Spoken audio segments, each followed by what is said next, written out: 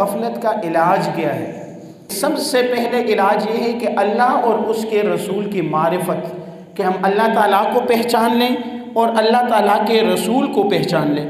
اللہ تعالیٰ قرآن مجید میں فرماتے ہیں نا، قُلْ هَلْ يَسْتَوِي الَّذِينَ يَعْلَمُونَ وَالَّذِينَ لَا يَعْلَمُونَ إِنَّمَا يَتَذَكَّرُ أُولُو الْأَلْبَابِ، کہ کیا تم لوگ یہ سمجھتے ہو کہ بھائی جو علم رکھنے والے ہیں وہ اور جو علم جن کے پاس نہیں ہے، جو جاہل ہیں مثلا، کہ یہ دونوں برابر ہو سکتے ہیں؟ تو اللہ تعالیٰ کا مطلب یہی ہے کہ یہ دونوں ہرگز برابر نہیں ہو سکتے۔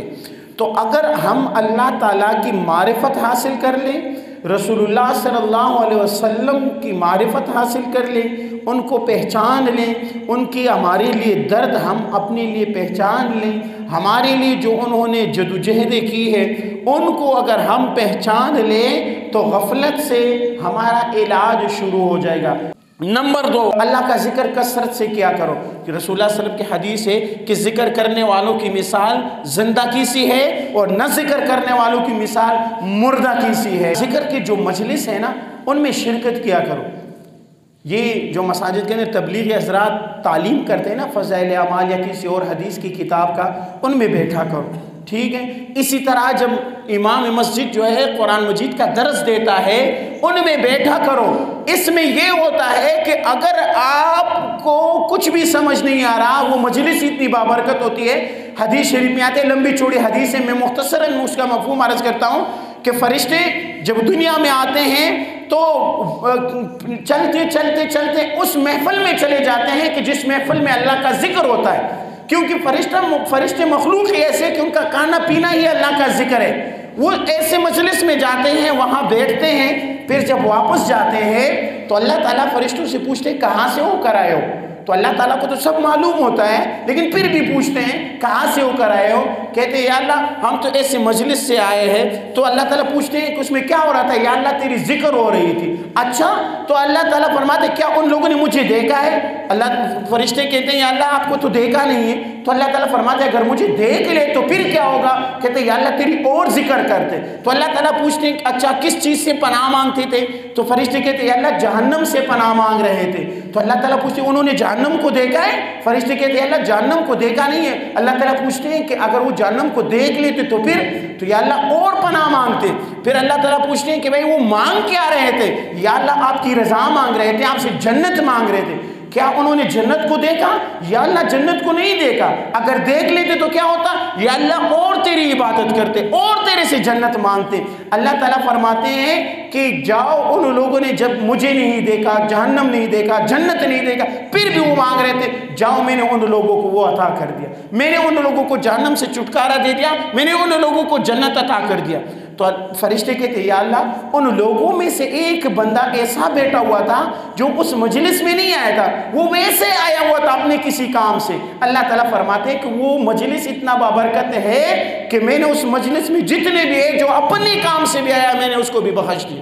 رسول اللہ صلی اللہ علیہ وسلم کی حدیث میں فرمایا جب تم جنت کے باغیچوں میں سے گزرو تو وہاں کچھ چر لیا کرو۔ صحابہ نے پوچھا یا رسول اللہ جنت کے باغیچے کیا ہے؟ تو آپ صلی اللہ علیہ وسلم نے فرمایا ذکر کے حلقے ہیں، یہ جنت کے باغیچوں میں سے ہیں۔ غفلت کا ایک علاج یہ بھی ہے کہ کثرت سے تلاوت کیا کرو۔ ہمارا قرآن رمضان میں اٹھایا پھر رکھا، اگلے رمضان میں پھر اٹھائیں گے نہیں، کچھ تو پڑھ لیا کرو اللہ کے بندو، کچھ تو پڑھ لیا کرو۔ بھائی صبح کی نماز کے بعد تو کوئی کام نہیں ہوتا نا۔ صبح کی یہاں تو کاروبار پنجاب ہے، یہاں تو کاروبار ہی 10-11 بجے شروع ہوتی ہے۔ صبح کی نماز آپ نے پڑھ لی، 5 منٹ سے بیٹھو، آدھا ورقہ سبق کا پڑھ لیا کرو، آدھا ورقہ۔ حضرت فاطمہ رضی اللہ تعالیٰ عنہ سے رسول اللہ صلی اللہ علیہ وسلم نے پوچھا فاطمہ بیٹی اگر کچھ مانگنا ہے مجھ سے تو مانگ لو دنیا کے اندر، میں تمہیں دے دوں گا، لیکن بیٹی یاد رکھنا اگر روز قیامت قرآن مجید نے تمہیں پکڑ لیا تو میں محمد رسول اللہ بھی تیری سفارش نہیں کر پاؤں گا۔ یہ کس سے کہہ رہے ہیں؟ جنت کی عورتوں کی سردار حضرت فاطمہ سے۔ اور کون کہہ رہا ہے؟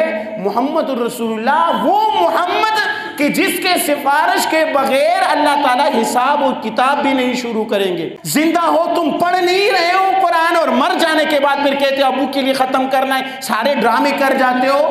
کثرت دعا کثرت سے کیا کرو۔ ادعونی استجب لکم، اللہ تعالیٰ نے فرمایا مجھ سے مانگو میں تمہیں دوں گا۔ جب انسان خلوص دل کے ساتھ دعا مانگتا ہے تو اللہ تعالیٰ فرماتے کہ رسول اللہ صلی اللہ علیہ وسلم فرماتے کہ 3 چیزیں ان کو ملتی ہے۔ نمبر 1، جو دعا وہ مانگتا ہے وہ قبول ہو جاتی ہے، کچھ دیر سے یا جلدی وہ قبول ہو جاتی۔ نمبر 2، اگر دعا قبول نہیں ہوتی تو آخرت میں اللہ تعالیٰ اس کو اس کا بدلہ دے گا۔ اور نمبر 3، اگر دعا قبول نہیں ہوتی ہے تو اس پر آنے والے مصیبتوں کو اللہ تعالیٰ ٹال دیتا ہے۔ الدعاء مخ العبادہ، حدیث ہے کہ دعا تمام عبادتوں کا مغز ہے، تو لہٰذا کثرت سے دعا مانگا کرو، توبہ کر لیا کرو۔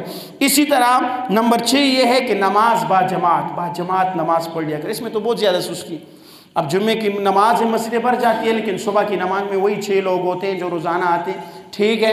عصر کی نماز میں پھر ہم 2 لوگ ہوں گے، وہی جو ہے وہ معمول ہوگا۔ صرف جمعے کی نماز فرض نہیں ہے، اس سے چھٹکارا نہیں ملے گا۔ یاد رکھو 5 وقت باجماعت نماز اگر آپ نہیں پڑھ رہے ہیں تو سمجھو کہ آپ غافل ہیں، آپ کو دوائی کی ضرورت ہے، آپ کو علاج کی ضرورت ہے۔ اسی طرح تہجد کی نماز کی جو ہے وہ معمول بنایا کرو۔ رات کو آج کل لیٹ کے میں کہتا ہوں نا، بستر بھی کہتے ہیں کہ وہ صوفی صاحب اٹھ جا مجھے بھی آرام کرنے دے۔ اگر 10 بجے ہم سوتے ہیں نا تو 7 گھنٹے کی جو ہے نیند ہو جاتی ہے، پھر بھی ہماری نیند پورے نہیں ہوتی ہیں۔ تو اگر 6:30 5 بجے جو ہے اٹھنا ہے تو 5 بجے اٹھ کے 2 رکعت 4 رکعت 6 رکعت 8 رکعت 10 رکعت جو ہے وہ تہجد کے پڑھ لو۔ غفلت کا آخری علاج یہ ہے کہ کثرت سے موت کو یاد کیا کرو اور کثرت سے آخرت کو یاد کیا کرو، کیونکہ فرمایا کہ موت ایک ایسی چیز ہے جو تمام چیزوں کے مزوں کو جو ہے وہ پیکا کر دیتا ہے۔ یہ علاج اپنانا شروع کرے۔ اللہ تعالیٰ مجھے اور آپ لوگ کو عمل کرنے کی